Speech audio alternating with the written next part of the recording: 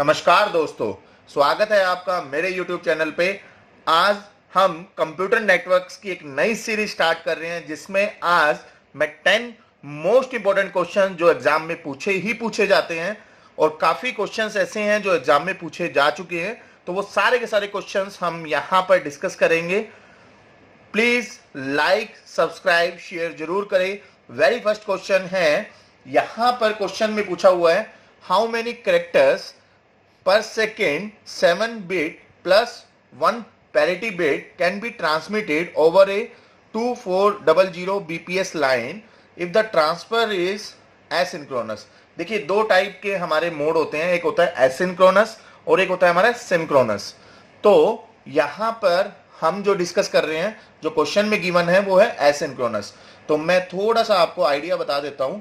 Asynchronous के अंदर जब कभी भी हम ट्रांसफर करते हैं और एक होता है सिंक्रोनस, तो दोनों में मेन डिफरेंस यही है सिंक्रोनस और एसिंक्रोनस में। यहां पर जो कैरेक्टर की बिट है, जैसे कि यहां पर आप देख रहे हो हाउ मेनी कैरेक्टर्स पर सेकंड 7 बिट प्लस 1 बिट, ये हमें कैरेक्टर 1 कैरेक्टर की लेंथ दे रखी है, वो कितनी बिट का है। तो 1 कैरेक्टर इक्वल है 7 bit plus 1 parity bit. You can से 1 कैरेक्टर किसके इक्वल है, 8 बिट के इक्वल है। ठीक है जी। अब यहां पर ट्रांसमिशन का साइज दे रखा है कि उसकी जो बैंडविड्थ है, बैंडविड्थ यहां पर गिवन है, बैंडविड्थ कितनी है यहां पर 2400 बीपीएस लाइन। ठीक है। तो यहां पर ये क्वेश्चन गिवन है एसिंक्रोनस के अंदर, ध्यान रखना ट्रांसफर करते हुए स्टार्ट बिट जितनी भी गिवन है और एक है स्टॉप बिट। तो स्टार्ट और स्टॉप बिट हमेशा काउंटेबल होगी कैरेक्टर के अंदर। 8 बिट तो कैरेक्टर का साइज था प्लस 2 बिट जो कि 1 बिट है स्टार्ट बिट और 1 बिट है हमारी स्टॉप बिट, तो दोनों की दोनों काउंट होके टोटल साइज कितना आ जाएगा 10 बिट। 1 कैरेक्टर का जो साइज हो जाएगा वो हो जाएगा 10 बिट। हमेशा एसिंक्रोनस के अंदर जो स्टार्ट बिट है और स्टॉप बिट है वो ऐड होती है, सिंक्रोनस के अंदर स्टार्ट बिट और स्टॉप बिट ऐड नहीं होती। वी कांट ऐड, यहां पर हम ऐड नहीं करते, we can't add start and stop bit. ठीक है। तो सिंक्रोनस और एसिंक्रोनस में ये डिफरेंस है, एसिंक्रोनस के अंदर हम हर कैरेक्टर के अंदर स्टार्ट बिट और स्टॉप बिट ऐड करते हैं और सिंक्रोनस के अंदर ऐड नहीं करते। एसिंक्रोनस में ऐड करते हैं, सिंक्रोनस में ऐड नहीं करते। That is the main difference between the asynchronous and synchronous. तो 1 कैरेक्टर का साइज हमें पता चल गया, बैंडविड्थ हमें पता है, तो रेट कितनी निकल जाएगी, जो टोटल नंबर ऑफ कैरेक्टर हमें निकालने हैं, तो टोटल कैरेक्टर्स कितने हो जाएंगे, टोटल कैरेक्टर हो जाएंगे जितनी बैंडविड्थ है डिवाइड बाय नंबर ऑफ पर बिट पर सेकंड बिट हमारी कितनी है, 1 कैरेक्टर का साइज है 10, तो ये 0 से कैंसिल हो जाएगा, तो टोटल आ जाएगा इसका 240 हमारे कैरेक्टर्स होंगे जो हम ट्रांसमिट करेंगे with the help of this bandwidth. तो राइट आंसर हो जाएगा for this question is B is the right answer for this question. Next question है बिट स्टफिंग के ऊपर क्वेश्चन आया हमारा। वो क्या है, बिट स्टफिंग्स रेफर्स टू। तो यहां पर क्वेश्चन में ये गिवन है बिट स्टफिंग क्या करता है। बिट स्टफिंग का मैं आपको बताऊं तो बिट स्टफिंग में होता क्या है, फ्लैग बिट ऐड कर देते हैं हम पूरी ट्रांसमिशन बिट के अंदर, we add the flag bit. ठीक है। तो फ्लैग बिट का मतलब क्या है, यहां पर हम करते क्यों हैं, क्योंकि जब एनक्रिप्शन करते हैं हम, एनक्रिप्शन के टाइम हम इसको साइफर टेक्स्ट में जब कन्वर्ट करते हैं तो बिट स्टफिंग यूज होता है। बिट स्टफिंग का मतलब है कि फ्लैग बिट ऐड कर देंगे पूरी लेंथ, जैसे मान लीजिए डाटा है, डाटा हमें भेजना है 0 1 1 इस टाइप से डाटा हमें भेजना है, तो इसके अंदर हम इस टाइप से ये डाटा भेजना है, तो बिट स्टफिंग ऐड होके रिसीवर के पास पहुंचेगा। बिट स्टफिंग का मतलब क्या होता है, कॉन्जुगेटिव 5 1 के बाद एक 0 ऐड कर देते हैं। बिट स्टफिंग का मतलब है 0 ऐड इंसर्ट कर देते हैं हम to differentiate with the help of flag. तो यहां पर देखिए 5 कॉन्जुगेटिव 1 आए हुए हैं, तो यहां पर जब डाटा हम भेजेंगे तो 5 1 तो एज इट इज रहेगा, एक 0 ऐड कर देंगे, फिर यहां पर 0 1 1 1 1 एक 0 और ऐड कर दिया। तो ये यहां पर मैं बताना चाह रहा हूं आपको, ये 0 एक्स्ट्रा ऐड हुई है और ये 0 एक्स्ट्रा ऐड हुई है बिकॉज ऑफ द 5 कॉन्जुगेटिव 1 के बाद एक 0 ऐड कर देते हैं हम। ठीक है। 5 कॉन्जुगेटिव 1, यहां पर भी 5 1 थे और यहां भी 5 1 थे, तो आफ्टर 5 1 हम 0 ऐड कर देते हैं, फिर इसको इस पूरे डाटा को हम ट्रांसमिट करेंगे रिसीवर के पास, ठीक है, रिसीवर के पास सेंड करेंगे। तो कहने का मतलब है बिट स्टफिंग का मतलब होता है inserting a 0 in user data stream. ये डाटा स्ट्रीम थी हमारी, इसके अंदर हमने इंसर्ट कर दिया 0 to differentiate it with a flag. तो that is a, you can say right answer हो जाएगा इसका ए। क्लियर? तो इस टाइप से हम क्वेश्चंस को बहुत इजीली वे में करते जाएंगे। नेक्स्ट क्वेश्चन आ रहा है हमारा थर्ड क्वेश्चन। थर्ड क्वेश्चन में ये है कि the topology with highest reliability is, देखिए topology, number of topology we have studied in the computer network. तो उसके अंदर जब हम रिलायबिलिटी की बात करते हैं तो रिलायबिलिटी का मतलब होता है कि जहां पर देखिए अलग अलग टोपोलॉजी होती है आपकी, बस टोपोलॉजी, स्टार, रिंग और मैश। तो बस टोपोलॉजी तो एक बस की फॉर्म यूज करता है और यहाँ पर इसके जो सिस्टम है वो कनेक्ट होते हैं। स्टार टोपोलॉजी में होता क्या है, एक सर्वर होता है और बाकी जितने भी हैं वो सारे के सारे क्लाइंट कनेक्ट होते हैं। तो ये होता है हमारा स्टार की फॉर्म में। रिंग की फॉर्म में क्या होता है, जितने भी है एक रिंग की फॉर्म में ये कनेक्ट होते हैं और इस टाइप से हमारा रिप्रेजेंटेशन होता है। मैश टोपोलॉजी में क्या होता है, मैश टोपोलॉजी में होता है जितने भी नंबर ऑफ यू कैन से सिस्टम है वो आपस में इंटरकनेक्टेड होते हैं, जितने भी है, मतलब कोई भी यूजर किसी से भी कनेक्ट, मतलब every node is connected to every other node, that is the meaning of the mesh topology. ठीक है, तो यहां पर ये जो नोड है ये मान लीजिए मैं नेम करता हूं 1 2 3 और 4। तो 1 जो है वो 2 से भी, 3 से भी, 4 से भी कनेक्ट होगा। इसी तरह से 2 जो है वो 1 3 4 बाकी जितने भी सिस्टम होंगे उनसे सबसे कनेक्ट होगा। ठीक है, तो रिलायबिलिटी का मतलब क्या होता है, रिलायबिलिटी का मतलब है कि अगर कोई डिस्टर्बेंस आई, कोई सिस्टम डिस्टर्ब हो गया, उसके बाद हमारे सिस्टम में काम करते होना चाहिए, डिस्टर्ब नहीं होना चाहिए। तो हाईएस्ट रिलायबिलिटी का मतलब है कि सिस्टम वर्क करना चाहिए after failure, after 1 node failure, 2 node failure. ठीक है, तो यहां पर अगर बस फेल हो जाती है तो हमारा पूरा का पूरा जो सिस्टम है, मान लीजिए ये नोड और ये नोड कनेक्ट होना चाहते हैं, कम्युनिकेशन करना चाहते हैं, तो अगर यही लाइन डिस्टर्ब हो गई तो ये कम्युनिकेशन नहीं हो पाएगा। तो बस टोपोलॉजी तो नहीं होगी। स्टार टोपोलॉजी में अगर ये सर्वर नोड ही डिस्टर्ब हो गया, सर्वर नोड ही क्रैश हो गया, तो बाकी की बाकी जितने भी क्लाइंट है ये आपस में कनेक्ट नहीं हो पाएंगे, तो स्टार टोपोलॉजी भी नहीं होगा। रिंग टोपोलॉजी में अगर ये ब्रेक हो गया तो इससे क्या है, पूरा का पूरा रिंग डिस्टर्ब हो जाएगा, तो ये भी नहीं होगा। मगर मैश टोपोलॉजी में आप देखिए every node is connected to every other node, तो यहां पर अगर 1 डिस्टर्ब हो गया कोई बात नहीं, ये वाली लाइन डिस्टर्ब हो जाएगी, ये वाली हट जाएगी, बाकी आपस में कनेक्शन जरूर होगा। तो रिलायबिलिटी हाईएस्ट का मतलब है कि आफ्टर डिस्टर्बेंस भी हमारा सिस्टम वर्क करता होना चाहिए, तो वो किसके अंदर होती है, हमारी मैश टोपोलॉजी के अंदर। क्लियर? तो इस टाइप से हम क्वेश्चंस को सोल्व करते जाएंगे बहुत इजी वे में। नेक्स्ट क्वेश्चन है हमारा, the method of communication in which transmission take place in both direction but only in one direction at a time. ये यहां पर ये कह रहा है कि कौन सा कम्युनिकेशन हमारा ऐसा है ट्रांसमिशन के अंदर जो बोथ डायरेक्शन से कम्युनिकेशन हो सकता है, मगर at a time only one direction ही पॉसिबल है। तो जैसे कि आप देखते हो वॉकी टॉकी जो हमारे पुलिसमैन हैं उनके पास मिलता है वॉकी टॉकी। ठीक है, तो वॉकी टॉकी में होता क्या है, वॉकी टॉकी में उनके पास दोनों साइड से कम्युनिकेशन पॉसिबल है, मगर एट ए टाइम एक ही बंदा बोलता है, दूसरा बंदा सुनता है, इसी तरह से दूसरा जो है बोलता है फिर पहले वाला सुनता है। तो walkie talkie is the best example of the this one. You can communicate both side but at a time you can only one direction is possible.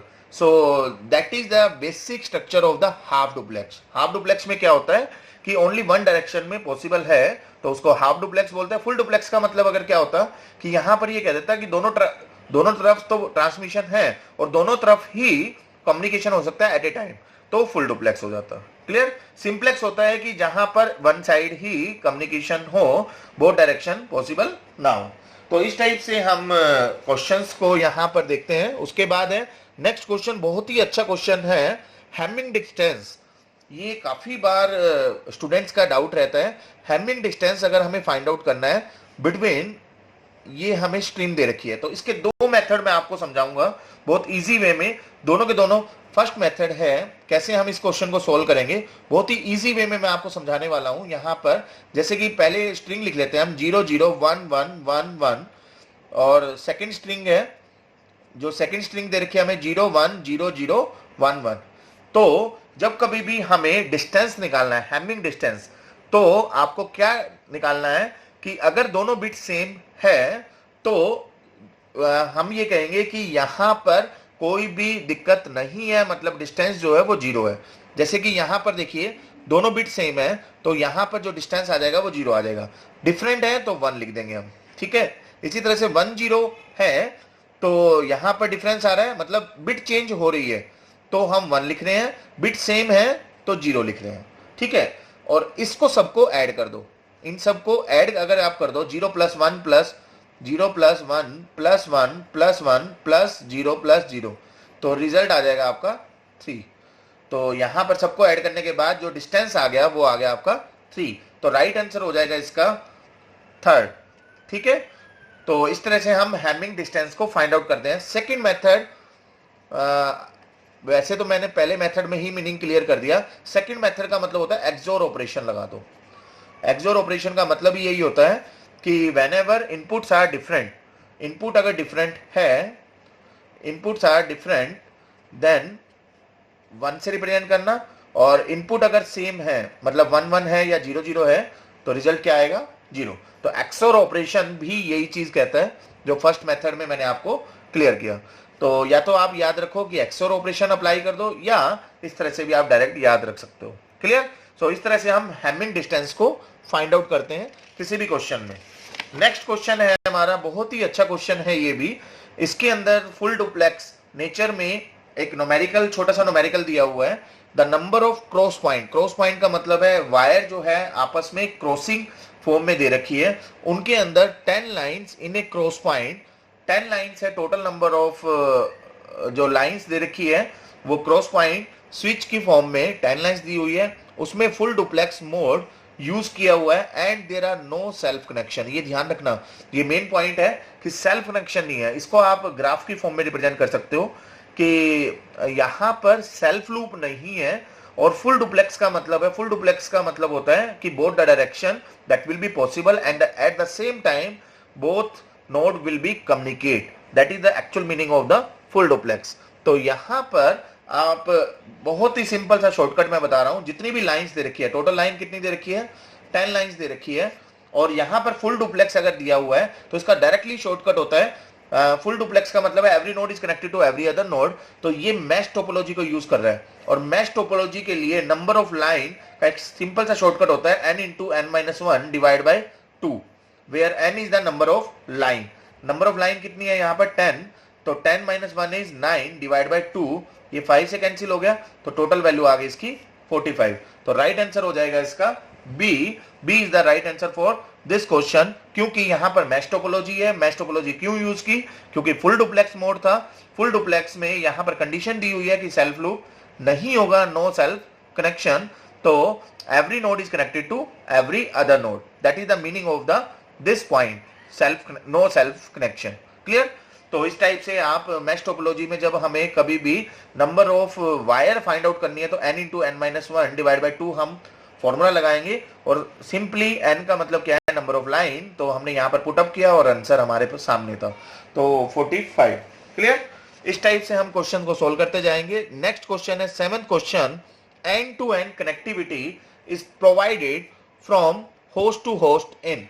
तो मैं आपको क्लियर कर दूं, होस्ट टू होस्ट जब कभी भी आता है तो हम वहां पर यूज करते हैं डाटा लिंक लेयर, ठीक है। मगर यहां पर क्या कह रहा है, एंड टू एंड कनेक्टिविटी है जो कि प्रोवाइड कर रहा है host to host, you can से।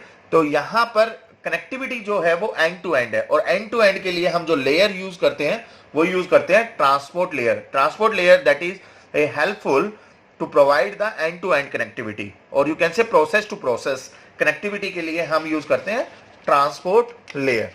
क्लियर। इस टाइप से नेक्स्ट क्वेश्चन आ रहा है हमारा 8th question for this video, the network topology. जो नेटवर्क टोपोलॉजी इसने पूछा है, network topology that supports bidirectional link between each possible node is. तो यहां पर जो क्वेश्चन आ रहा है हमारे सामने वो ये आ रहा है कि नेटवर्क टोपोलॉजी कौन सी ऐसी है जो by directional link between each possible node. ये मैंने अभी पिछले क्वेश्चन में दोनों क्वेश्चन आ चुके हैं हमारे। फुल डुप्लेक्स में इस टाइप की सिचुएशन आती है, बाई डायरेक्शनल लिंक होता है और हर नोड के बीच में अगर है तो उसके लिए सिंपल सी टोपोलॉजी है हमारी मैश टोपोलॉजी, जो कि हम इस टाइप से डिजाइन करते हैं। तो यहां पर देखिए बाई डायरेक्शनल का मतलब है कि ये नोड इससे भी कनेक्ट होगा, इससे भी कनेक्ट होगा, बिटवीन ईच नोड। ये नोड इससे भी कनेक्ट है, इससे भी कनेक्ट है और इससे भी कनेक्ट है, हर एक नोड से कनेक्ट है। ठीक है, बाई डायरेक्शनल का मतलब है डायरेक्शन नहीं बनाई मैंने, तो ये बाय डिफॉल्ट अनडायरेक्टेड ग्राफ है। तो अनडायरेक्टेड का मतलब यही है कि that node is communicate to this one and this node wants to communicate this one, तो also that will be communicated. Clear? तो इस टाइप से हम यहां पर ड्रॉ कर सकते हैं। ये नोड इससे कनेक्ट होगा, ये नोड इससे कनेक्ट होगा, इससे ऑलरेडी कनेक्टेड है, ये नोड इससे कनेक्ट होगा। तो इस टाइप से जो सिनेरियो होता है, ये जो होता है हमारा वो मैश टोपोलॉजी का होता है according to the question. Clear? तो इस टाइप से हम क्वेश्चन को सोल्व करते जाते हैं। नेक्स्ट क्वेश्चन है second last question for this video. Total मैं 10 क्वेश्चन यहां पर डिस्कस करूंगा। तो नेक्स्ट क्वेश्चन आ रहा है हमारा, in the following pair of OSI protocol layer, सब layer and it's functionality the incorrect pair is. तो इनकरेक्ट पेयर पूछा है। यहां पर क्वेश्चन को थोड़ा सा ध्यान से समझना हमेशा, इनकरेक्ट पूछा है या करेक्ट पूछा है। तो यहां पर इनकरेक्ट पूछा हुआ है। तो ओएसआई प्रोटोकॉल में 7 लेयर्स होती है हमारी, सब लेयर भी इसने बोली हुई है। तो डाटा लिंक लेयर को ब्रेक किया हुआ है medium access control sub layer की फॉर्म में। तो यहां पर देखिए नेटवर्क लेयर के लिए जो हम यूज करते हैं और इसकी फंक्शनैलिटी होती है राउटिंग। ये तो बिल्कुल करेक्ट है, नेटवर्क लेयर पे हम राउटिंग प्रोवाइड करते हैं। डाटा लिंक लेयर पे हम फ्रेमिंग करते हैं, ना कि बिट सिंक्रोनाइजेशन। बिट सिंक्रोनाइजेशन कहां पर यूज होता है हमारा? फिजिकल लेयर में। तो बिट को सिंक्रोनाइज हम जो करते हैं वो फिजिकल लेयर के अंदर करते हैं, ना कि डाटा लिंक लेयर के अंदर। ट्रांसपोर्ट लेयर में पिछले क्वेश्चन भी आया था, वो एंड टू एंड कनेक्टिविटी जो था वो हम प्रोवाइड करते हैं। बिल्कुल करेक्ट है ये। Medium access control sub layer and channel sharing, ये भी हमारा बिल्कुल करेक्ट है। मीडियम एक्सेस कंट्रोल जो है that is A sub layer of the data link layer, और वो हमारा चैनल शेयरिंग के लिए हम मीडियम एक्सेस कंट्रोल यूज करते हैं। ये बिल्कुल करेक्ट है। मगर data link layer B option that is the incorrect, क्योंकि ये बिट सिंक्रोनाइजेशन ना प्रोवाइड करके फ्रेमिंग करता है। बिट सिंक्रोनाइजेशन कौन करता है? Physical layer. ठीक है, तो राइट आंसर हो जाएगा for this question is B. Clear? तो इस टाइप से हम क्वेश्चन को करेंगे। लास्ट क्वेश्चन है फॉर दिस वीडियो, इसका मैं शॉर्टकट बताने वाला हूं आपको लास्ट क्वेश्चन का। तो यहां पर जो ये क्वेश्चन आ रहा है उसमें address resolution protocol is use for. Address resolution protocol हमारा यूज होता है एआरपी एंड आरएआरपी, दोनों के दोनों हमारे प्रोटोकॉल हैं, दोनों यूज होते हैं। देखिए एआरपी जब कभी भी आ जाए तो जो ओएसआई लेयर होती है हमारी वो इस तरह से डिजाइन होती है, एप्लीकेशन होता है, उसके बाद चलते चलते लास्ट में मैं पूछ रहा हूं नेटवर्क लेयर होता है, नेटवर्क के बाद हमारा आता है डाटा लिंक लेयर। ठीक है, डाटा लिंक के बाद आता है हमारा फिजिकल लेयर। ठीक है, तो ये होता है हमारा। इस तरह से कम्युनिकेशन होने के बाद यहां पर फिर वापस ये सेंडर सेंड कर रहा है और ये रिसीवर रिसीव करेगा। यहां पर फिजिकल लेयर, यहां पर डाटा लिंक लेयर। ये याद करने के लिए मैं आपको समझा रहा हूं कि आपको कभी भी कोई गलती नहीं होगी कहीं पर भी। तो यहां पर जब कभी भी इस तरह से सेंडर की तरफ से आ रहा है तो ये एआरपी परफॉर्म करेगा। एआरपी के थ्रू हम यहां पर परफॉर्म करेंगे तो नेटवर्क लेयर से डाटा लिंक लेयर पे पहुंचेगा, तो वो with the help of ARP. और यहां पर जो होता है वो होता है आरएआरपी। आरएआरपी होता है रिवर्स एड्रेस रिजोल्यूशन प्रोटोकॉल, बिल्कुल इसका अपोजिट है। एड्रेस रिजोल्यूशन प्रोटोकॉल का बिल्कुल अपोजिट है रिवर्स एड्रेस रिजोल्यूशन प्रोटोकॉल। तो यहां पर क्या कैसे करेंगे हम? नेटवर्क लेयर पे हमारा क्या होता है? IP address. ठीक है, और डाटा लिंक लेयर पे जो एड्रेस होता है उसको बोलते हैं हम मैक एड्रेस। क्लियर? तो यहां पर जो एड्रेस है वो आईपी एड्रेस है और यहां पर है मैक एड्रेस। तो एआरपी क्या करता है? उसके पास आईपी एड्रेस गिवन है, मगर वो किसको फाइंड आउट करता है? मैक एड्रेस को फाइंड आउट करता है corresponding to the IP address. ये एआरपी का काम है। आरएआरपी इससे जस्ट अपोजिट होगा। तो इसके पास क्या होगा? मैक एड्रेस गिवन होगा और ये क्या फाइंड आउट करेगा? IP address. ठीक है, ये याद करने के लिए मैं आपको समझा रहा हूं कि ऊपर से नीचे जब आप जा रहे हो तो हमेशा ARP परफॉर्म होता है, नीचे से ऊपर की तरफ आप जाते हो तो हमेशा RARP परफॉर्म होता है। तो होपफुली आपको क्वेश्चन का आंसर समझ में आ गया होगा। ARP क्या यूज करता है, IP एड्रेस इसके पास गिवन है, मैक एड्रेस ये फाइंड आउट करता है, तो finding the MAC address that corresponding to the IP address. So right answer for this question is D, that is the ARP। RARP हो जाएगा, अगर आ जाए तो वो क्या हो जाएगा, सी ऑप्शन हो जाएगा, finding the IP address that corresponding to a MAC address. तो कंफ्यूजन नहीं होनी चाहिए, इस टाइप से कंफ्यूजन एग्जाम में हो जाती है, आप इसको टिक करने की बजाय इसको टिक कर देते हो, जो कि आते हुए भी गलत हो जाता है। तो इस टाइप से आपकी गलती नहीं होनी चाहिए एग्जाम में। होपफुली आपको समझ में आया होगा वीडियो, तो प्लीज लाइक सब्सक्राइब शेयर जरूर करें। Thank you, thanks to all.